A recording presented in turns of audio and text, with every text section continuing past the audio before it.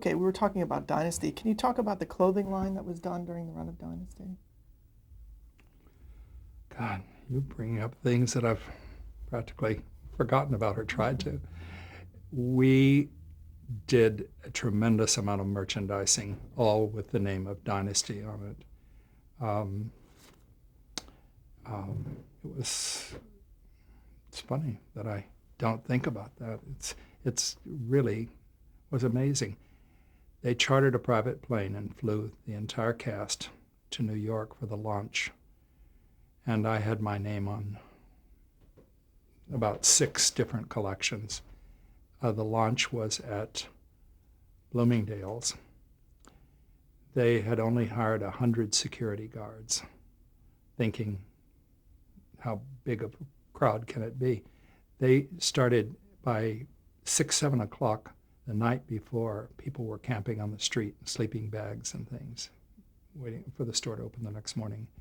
The crowd was so enormous that within the first half hour, the store was so overrun that people were climbing over counters, pushing counters out of the way, that the police said they couldn't handle because being on every floor, they were running up and down. The first thing they did, they turned off the escalators. People were running up and down the escalators like they were crazy. And so they announced that they had to take everybody out of the store. So they started over a loudspeaker asking everyone to leave the store. The store was closing, everyone to leave the store. They took all of us down a freight elevator to the cars in an alley. And we went back to the hotel. Well, word got out that we were at the Regency on Park Avenue. The crowd got so big there that it blocked Park Avenue. Finally, the police came and asked, it was turning into a riot. Police asked them if they would come out, or the stars would come out 2 at a time and talk to the crowd. Well, hotel guests couldn't get in or out of the Regency. It was a nightmare. You wouldn't believe it. It was like having the Beatles or something. and it was quite amazing. Anyway, that was the launch on the merchandise. But I was skeptical about the launch and about the merchandise in the beginning because I thought, who wants to build a collection on the name of a show? What happens when the show ends? Who's going to want we had table service, we had intimate apparel, we had shoes, we had stockings, we had gloves and handbags, we had millinery, we had evening gowns, we had daytime clothes, we had play clothes. There wasn't anything that you could name that they hadn't put Dynasty on. So all of a sudden I thought, this is not doing me any good, and I backed off.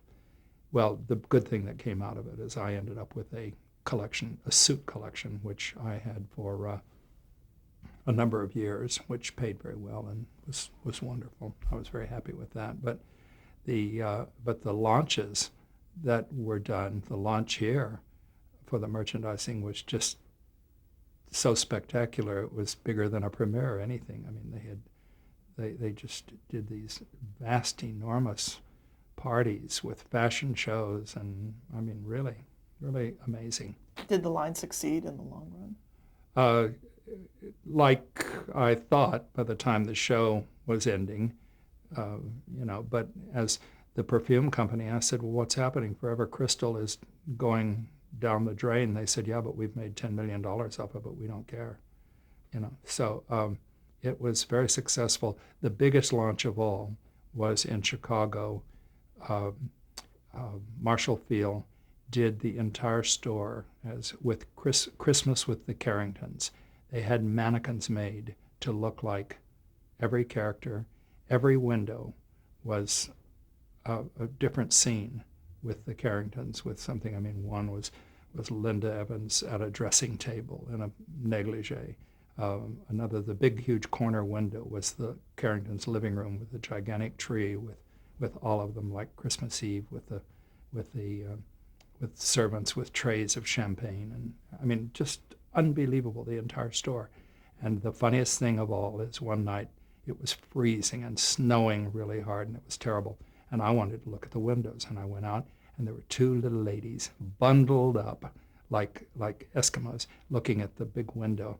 And I was standing nearby, just looking at the window, and I heard one of them say, "Oi, can you imagine what it would be like to be this rich?" So it was a fantasy. How did Dynasty change your profile as a designer? Well, it certainly made me very well known.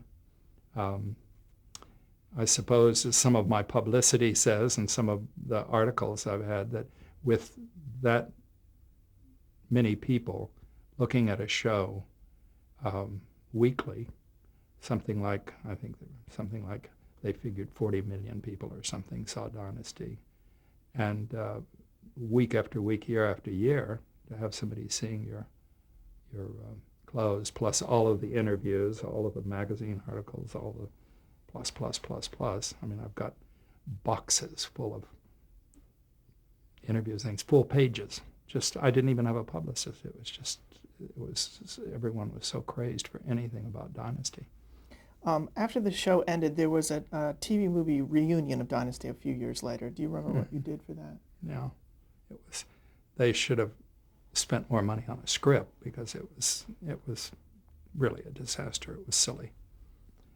If there had been a good script, it probably would have been something that could be repeated yearly or something as a movie, because they had so many fans. But it was really a disaster. I mean, the girls looked good. You worked on the series Hotel. You worked on the pilot with Betty Davis. Can you talk about that? Mm-hmm. We started the show with Betty Davis, and of course she had a stroke, and was not going to be able to continue. She started as she owned the hotel, supposedly, and so it was her suggestion to Aaron to replace her with Ann Baxter, who was a very good friend of hers, which they did. And but it was a successful show. I mean, it ran for, 5 years? 4 years, 5 years, I think. When you were doing Hotel, you were at your busiest. How many shows were you doing, and how were you able to do it? I was doing, I don't know, I think 6 or 7 shows. And everyone knew that I was just buried under work. So Aaron supplied me. He arranged that I had a car and driver completely at my disposal, and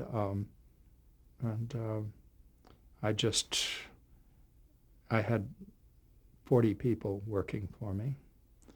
Every show had costumers on it, and I had a very large workroom.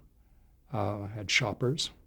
I had, I could just make a phone call and say, go and find black pumps that'll make Joan happy, and they knew what they were doing. So we had people running 7 days a week, literally.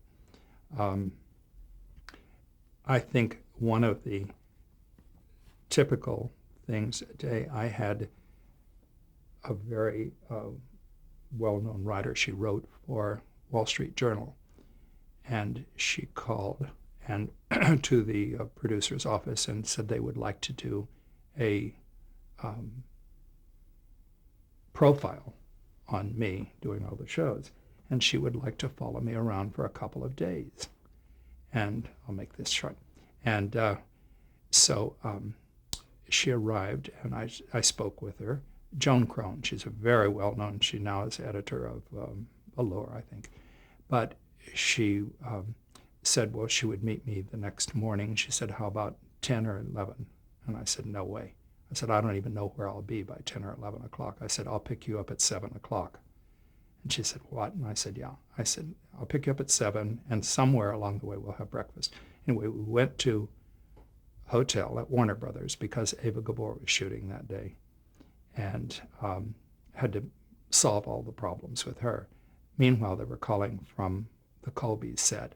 So I said, I'm sorry, Joan, let's go to the Colbys. I have to straighten something out, and then we'll have breakfast.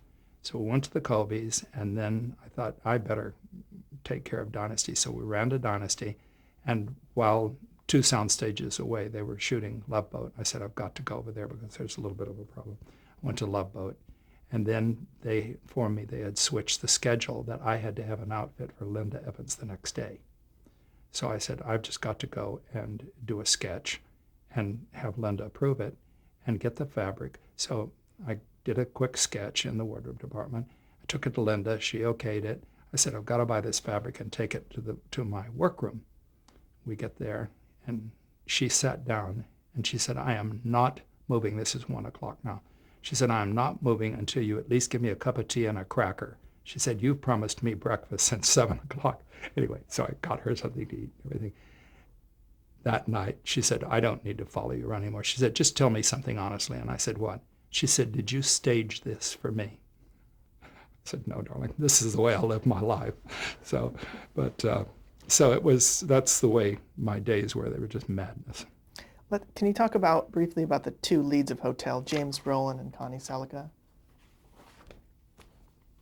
Both very nice people, very easy to work with. Never, I think James Brolin would much rather have been playing carpenter than running a hotel. That's his favorite thing. Is, he was rebuilding his house at the ranch or something. So every day he would tell you about nail by nail construction that went on. But Connie, she's an angel. She's very easy. Beautiful girl, wears clothes very well. It's the only time. I mean, I never wanted to be an actor, but I played myself on Hotel in a charity, supposedly a big gala charity show kind of thing, and of course, the gist of the story was that my famous model, who I don't know, got drunk or something, and so Connie had to fill in the fashion show for her, and that's how we got her in. Anyway, I teased them for a long time. It's the only time that Hotel was #1. And I said it was because I was on the show. You played yourself? Yes, I played myself. And was there a fashion show on the show? Yes, big fashion show toward the end. Yes, there I am entering the lobby with all of my models and everything, and I go to the desk and my wonderful line is, hello, I'm Nolan Miller and company. So that was my acting debut. We don't have time really to go through the guest stars, but I do want to talk about one, which is Elizabeth Taylor. Can you talk about her? Mm-hmm.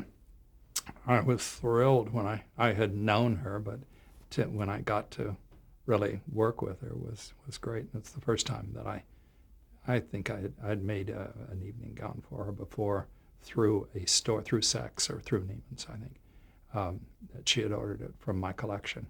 But I had a standing joke that every time I would leave the shop to go to the studio or something, I'd say, I'm going to hotel set. If Elizabeth Taylor calls, I'll be back in an hour. It was like a running joke. And one day I came back and they said, Elizabeth Taylor called. And I said, of course she did. I said, no, she really did. And I said, oh, come on. And they said, no, here's the number and you're supposed to call her.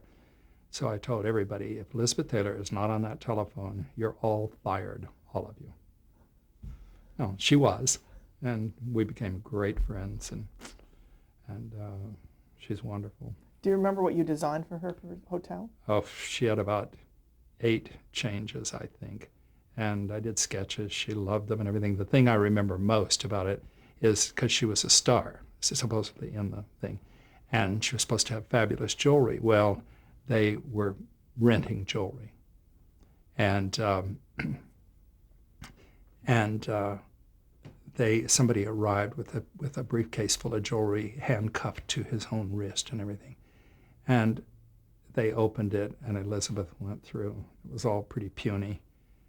And she said, well, okay, I'll wear that and that today, because it was not important saying. She said, I'll bring some jewelry tomorrow. Well, she brought about, I think, $10 or $12 million worth of jewelry and asked them to make sure it was insured. They were hysterical. Everybody was nervous, from the president of the studio on down. They hired 2 extra guards. They were all just beside themselves that she was wearing the Krupp diamond and some huge, massive bracelet and something else, and she had millions of dollars worth of diamond on. She said, oh, this is jewelry. So they dismissed the guard with the briefcase and to take it back where it came from, because it was all piddly little 1-carat stones or something, you know. And you worked with Elizabeth Taylor on a number of her TV movies. And do you remember anything memorable from those? Well, on a couple of them, Elizabeth, in fact, all of them, I think, she had literally reinvented herself. She had gotten thin. She looked spectacular. Poker Alice, she looked so beautiful. She looked like she was 30 years old again. I mean, she was just so beautiful. And no, I loved working with her. I still do. You know, she's great. Okay, when were you informed that there was going to be a spin-off of Dynasty? I don't know, in a meeting or something. You mean for Colby's? Yes. I think we were all in a meeting, a concept meeting or something, and I'd been sent a script and told that they were doing, a spinoff. And we had the whole cast on Dynasty, of course, to introduce them. And what was the general approach to that series? It was set in California. Supposedly in California, they didn't want it to look anything. They wanted it to look very California. They didn't want it to look in any way like Denver, which is funny because we never shot in Denver except at the Carousel Ball once. They were very concerned about how everyone was going to look. They gave me very different, like Max Caulfield was supposed to be athletic because he supposedly played polo, and I brought the sketches, as a matter of fact, to show you for my concept of how everybody would look.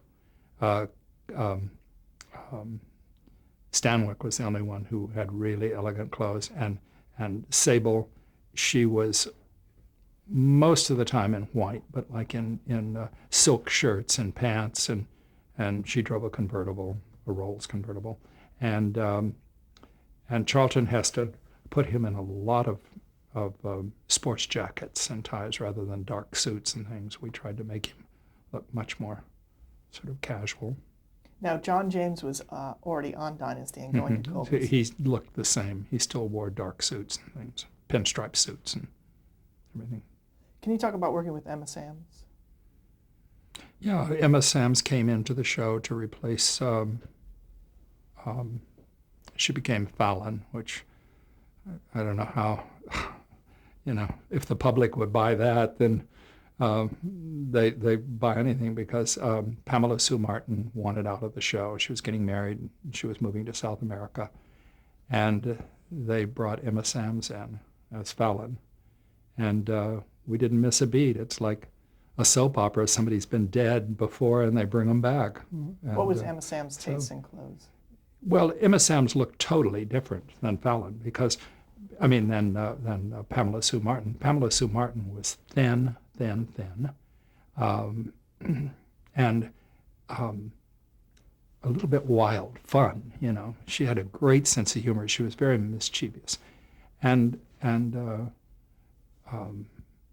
Samms was quite British and quite conservative, and the personality was totally different. And she had a completely different figure. She was very busty, and she had a good figure, but she was certainly not the same figure that Pamela Sue Martin had. So it was, really a completely different character to try and make her into Fallon, but I guess the public bought it. There was never a problem. Can you talk about working with Charlton Heston? What was he like? Very, very good. The one thing he said, which was funny, he said, "Oh, you mean I'm going to have pants this time? I don't have to have a skirt?" And because I guess every movie he did, he was in a toga or something. He was very funny about having things. I gave him tons of samples and told him to pick out the things that he liked the most for his sports jackets and for suits. And he picked out things, and he said, "I like all of these. Now you decide which ones. It's up to you." He was very agreeable. Okay, let's talk about a few things from the 80s. Life with Lucy, the series you worked on with Lucille Ball. Yeah, that was sad. The show that broke her heart. It was, unfortunately, even she said, everybody watches I Love Lucy when she was young and everything, and then they're practically doing the same show with everybody old. And that it just didn't work. It just didn't work. They really, it was the same kind of slapstick kind of thing, and with the same people, unfortunately. And she had what's his name, Gail Gail Gordon. Gordon, and same kind of thing. What kind of costume did you do for the costume? She didn't wear anything very special. The most special things I made for her were when she had to present an award somewhere or something like that. It was not glamour clothes or anything. And nobody told her the show was canceled. She found out from her makeup person or something. So nobody had even come to tell her anything. When I walked into her dressing room, she was sobbing. And, she just felt like everybody treated her very badly. And so it was a very unhappy period, because I think everyone felt the show was not successful and wasn't going to be successful. And so everyone sort of stopped caring about it as it rapidly went down the drain. The Two Mrs. Grenvilles. Two Mrs. Grenvilles was not a Aaron Spelling show. It was a mini-series that we did from the Dominic Dunn book, and it's probably one of my favorite projects. It was just absolutely wonderful to do. Anne Margaret you could not ask for somebody better. The funny thing about it is she and Barbara Stanwyck had always talked about how they would like to work together. And Barbara Stanwyck bought me the book one day. We were in Beverly Hills, and she said, "Let's stop in here. I want to buy you a book." Well, when I read it, and Stanwyck said at the time, "Boy, I'd love to play the old lady."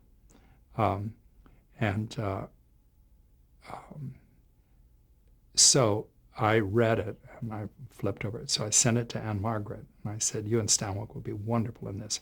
She called me and she said, "Nolan, why would you think of me? This person, she's so terrible, and she killed her husband." And I said, "Anne Margaret, it's a book. You're an actress, but she's a terrible person." Well, when she did the show, everybody had misunderstood. She wasn't a terrible person at all. She was just misunderstood, kind of thing.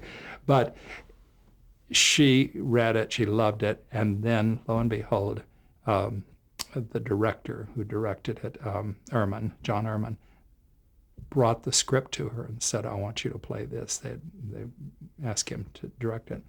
And she wanted Stanwyck as much as I did, and she pushed for Barbara Stanwyck, but they said no, that first of all, Stanwyck's health wasn't very good, and also he felt that Stanwyck would be too brittle in the part, and he wanted, Claudette Colbert was a friend, and he talked her out into doing it. So, but it was a great project, and I loved doing it. Let's talk about the Academy Awards. You dressed a lot of people for the Oscars, and I'll go through a few, and you can tell me what you did for them. Susan Hayward. That was, she was terminally ill, and she came to see me. I thought she had lost her mind, literally, because she had brain tumors, and she was having chemo, that she was going to be a presenter. Anyway, we did a dark bottle green, solid beaded chiffon gown, and I had her wig made. I did everything. We went to she didn't have any jewelry here. All her jewelry was in Kentucky or someplace in a safety deposit box. So I went over to Van Cleef, and they had it was originally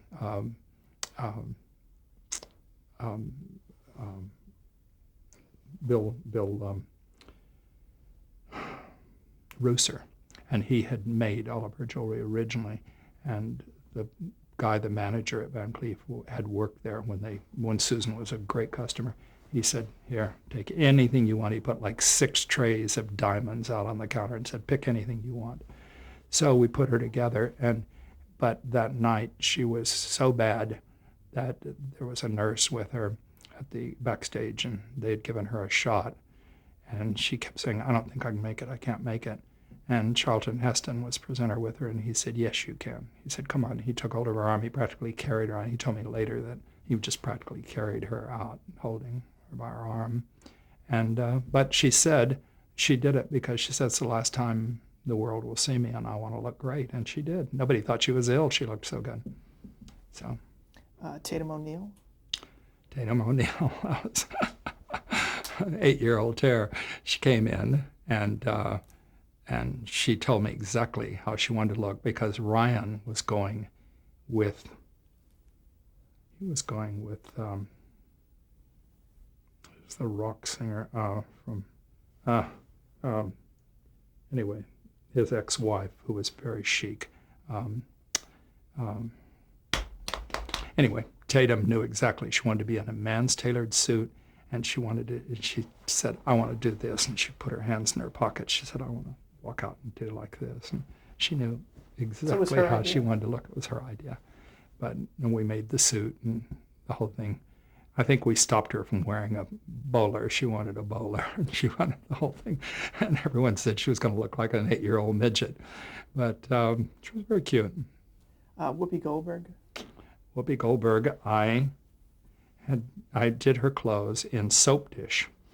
And she started out, when we started Soap Dish, telling me that she is only comfortable in pants and don't try and make her look glamorous and blah, blah, blah, blah. Well, we'd been shooting about a week. And she said, you can put me in whatever you want. You just decide. So I was called to her trailer one day. And she said, I want to look glamorous like everybody else in this movie. I don't want to look like this. She said, I want some gowns too. So we did some gowns, a couple scenes where it's supposed to be the Emmys or the Academy Awards or something. And her hairdresser said, boy, this girl really likes you. She's changed her hair for you even. And so then when she was nominated, she called me and she said, would I had just finished all of her clothes for Monte Carlo. She was going to film festival or something. And we tried to remake her into, I bought her, she didn't have any luggage, and I went to get Louis Vuitton luggage and had it monogrammed, and she got absolutely hysterical. I said, what's the matter with you? She said, it's the first trip I've ever taken in my life that I didn't have a knapsack. So we tried to remake anyway. So she asked me if I would do her dress for the Academy Awards. And of course, when she won, she jumped up and it was hanging off her shoulder, and she's pulling it back. Vogue magazine asked me my greatest accomplishment, and I said getting Whoopi in high heels and a bra, because she never wore a bra or any underpinnings, and I got her in a bra and high heels. Okay, Barbra Streisand? Barbra Streisand. I was the designer for the awards that year. And so she called me, and we did 3 things that she knew exactly what she wanted and how she wanted. I did a million sketches, and she picked what she wanted. But she's very adamant. I want something. I'd like this. I'd like lace. I'd like, she pretty much in her mind knows what she wants. But the struggle of getting it put together. But I must say, the one thing that fascinated me was the rehearsal night, the night before. She brought everything, the accessories, which was all antique, beautiful antique jewelry and everything, and she put each change on with all the accessories and everything, had them photograph her walking across the stage to the podium, stood at the podium to see this, and going la-di-da-di-da-di-da, and all 3 changes, and then she went out to the trailer where the screens were to see herself, to see how they photographed, how they walked across the stage. God only knows if more actresses would do that. But it was like something from the old days, because only Crawford and people like that really did that, or Lana Turner. And that night she had all 3 changes in her dressing room, and she watched what everyone else was wearing and then decided what to wear, because she was almost the last. And I think she had planned on wearing the black, and she ended up wearing the white. I can't remember now. But anyway, it was a study in perfection. What was your, the year that you did the Oscars, what was your general experience on doing that? Edith Head's words came back to me right away. Edith Head said, because I talked to Edith a couple of years, and I said, woof, you had a hell of a job, didn't you? And she would always say, it's a thankless job doing the Academy Awards. She would always say it was a thankless job. And nobody listens to you. So I sent everybody a letter that year saying, this is the night Hollywood shows its face to the whole world. Don't wear anything extreme or ridiculous. And that's the year that Cher came as the Amazon princess with the spiked headdress and the whole thing. So, and she was the most talked about person there. So a lot I know.